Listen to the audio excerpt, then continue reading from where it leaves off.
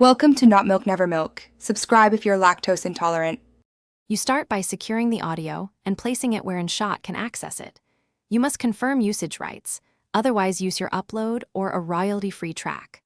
Once cleared, download the audio in MP3 or AAC at 128/320 kbps so quality stays intact. Make the file name simple to avoid import errors. Then move the file to your phone storage or a synced cloud folder. This ensures Inshot will detect it during the import step. Now open Inshot and prepare your video timeline. Once your timeline is ready, import the YouTube audio from device storage via Music Tracks. You will see the waveform. Use it to visually line up beats or speech with cuts. Trim the start or end, split the clip where transitions occur, and drag the audio layer to sync precisely.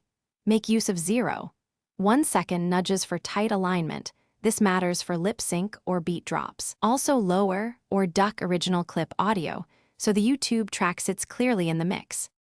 Finish by balancing levels. Use volume control and fade handles to avoid abrupt starts or ends. Once done, export a short sample at 720p to verify sync and loudness on different devices.